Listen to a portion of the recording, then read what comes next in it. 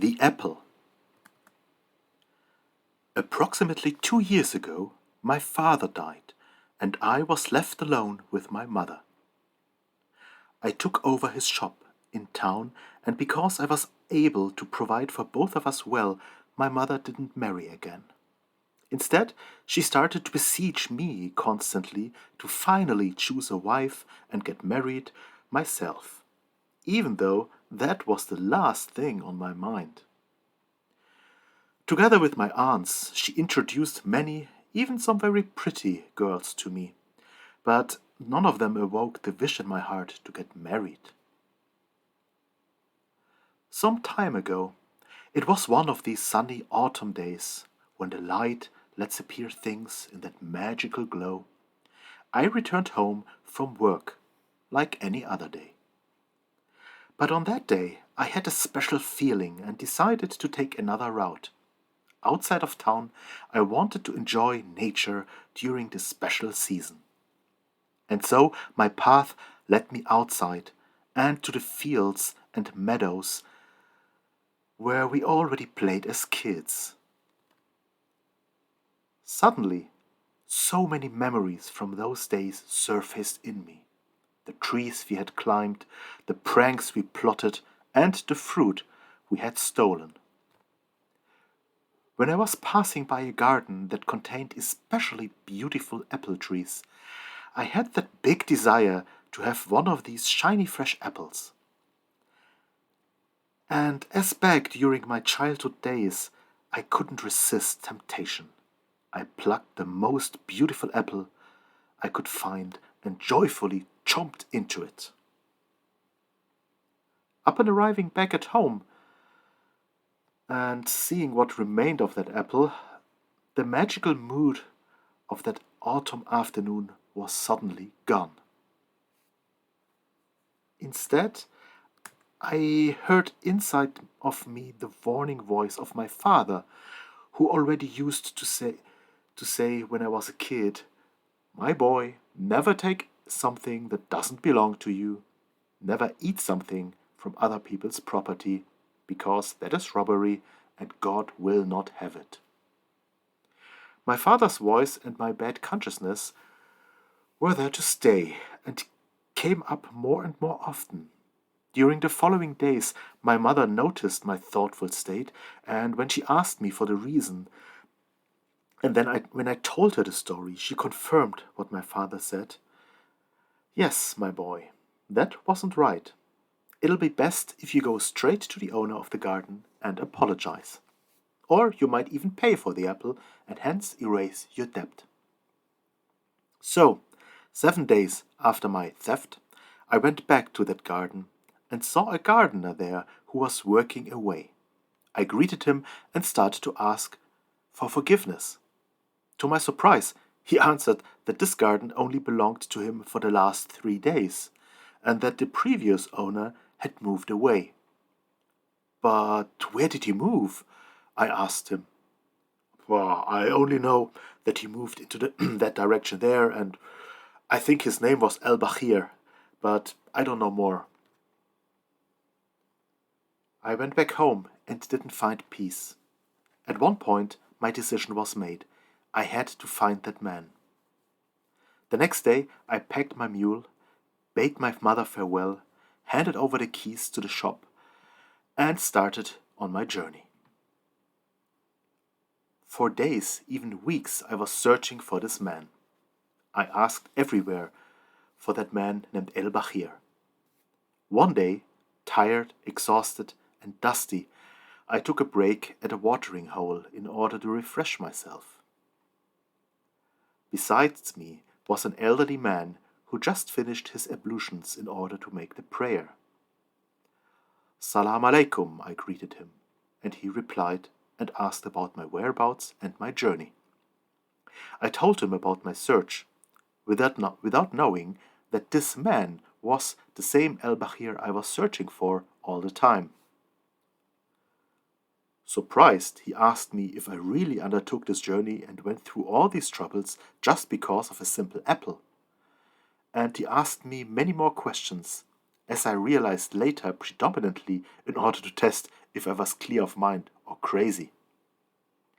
Eventually, he returned to the topic of the apple. So, only because of an apple, you are on your journey? Yes, I replied. It just doesn't stop bothering me. My conscience tortures me, and I will do everything in order to achieve forgiveness.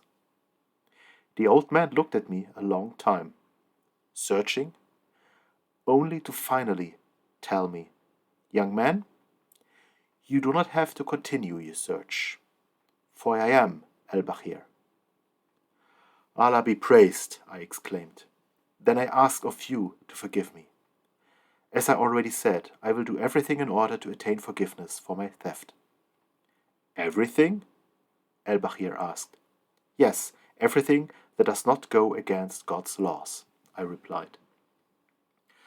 After a period of silence, he raised his voice again and said, "Then I want you to listen to my story now. Many years ago, my wife died, giving birth to our only child. She blessed me with a daughter and left. God have mercy on her soul. I never married again. My daughter was born handicapped. She is paralyzed, blind, deaf, and mute.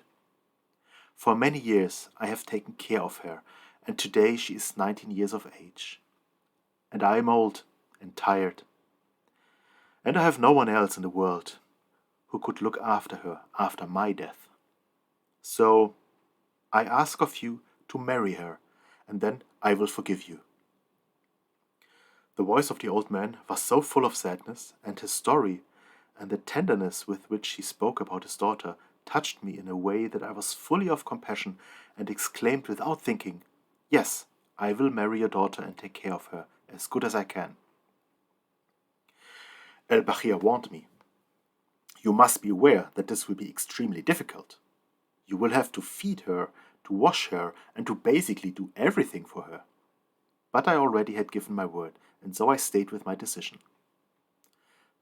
He sent out one of his servants, a talib was called, that is an Islamic scholar, who had at some times and places also the power to marry and divorce people. 2 witnesses were organized, and a wedding was carried out. A short time after, my signature was under the marriage contract, and I was a married man.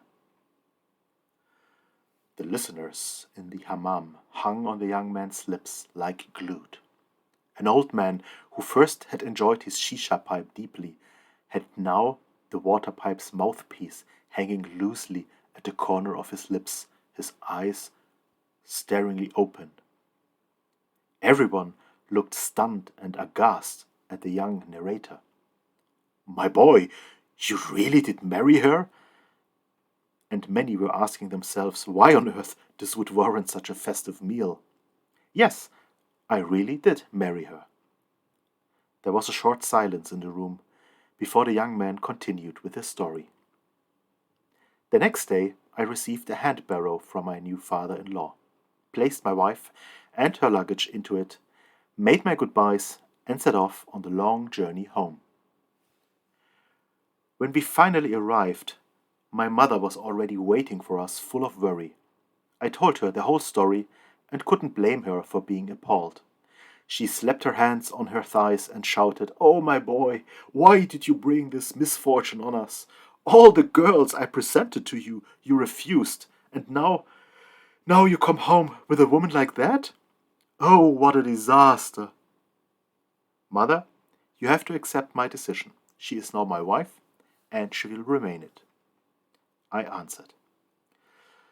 As it was already late, I put my new wife to bed and slept in the kitchen. The next morning I took my coffee with my mother in full silence and went to work. My first day as a married man was a day like no day before in my life. While I was standing in my shop and taking care of the customers, I was elsewhere with my thoughts all the time. My journey, the old al-Bakhir, the marriage. I felt as if I was living in a new body, as if my whole being was changed. Everything had changed. I had changed. I had become someone else. Grown up? Perhaps. But also more lonely, sadder than in my old life. Everything had stopped. There were no more wishes, no dreams. But still, I felt deep inside of me a warmth, like a light. And there was this thitherto unknown feeling to have accomplished something special. I had helped two people. In the evening of that special day, I arrived back home, tired and sad, but also filled with that warmth. I wondered, as my mother was in a good mood and had obviously spent the day preparing a special couscous. She handed me the plate full of steaming food and said, "My son, you have chosen that woman, now go to her and fulfill your marriage duties."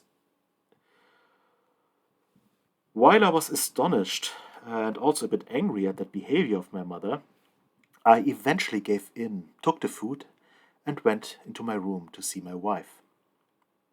But immediately I left the room again and returned into the kitchen, furious.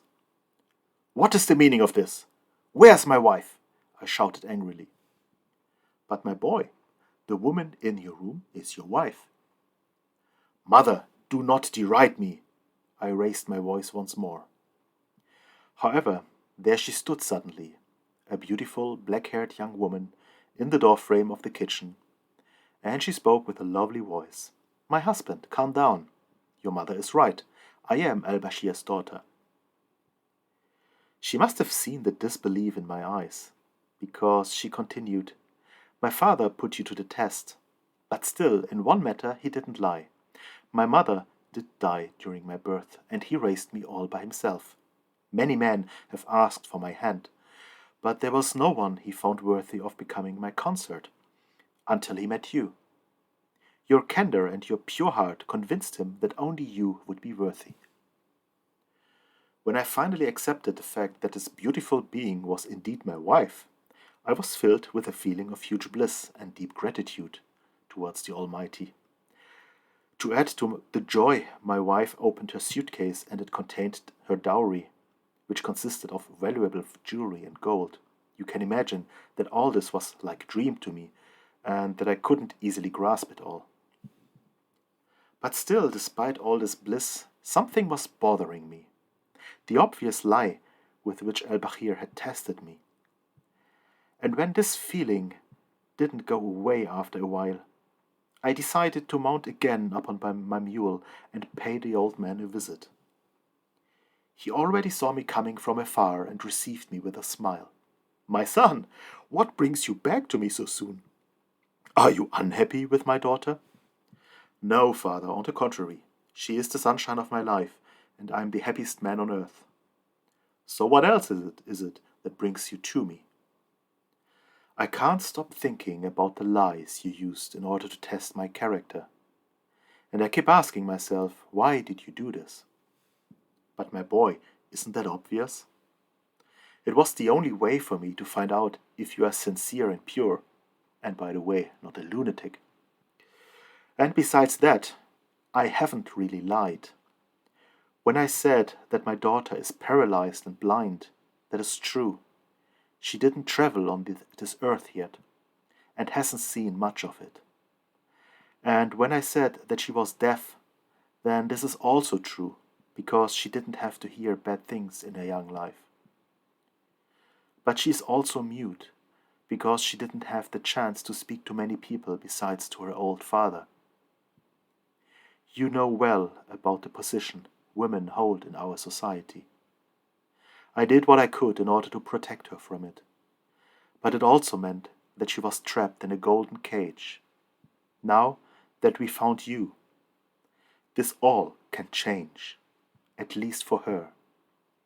Hand in hand and side by side, you can both discover this world to the fullest." This answer from al-Bashir had set me to peace, and I was eager to hurry back to my wife. It had become very quiet in the hammam. Still, everyone hung on the lips of the young man who stood in the center of people gathered there. As you can see, he finished his tale, my misfortune was transformed into a very big fortune. And when someone receives such a fortune, it is not well to keep it all for oneself. That is why I decided to share with the people of my city.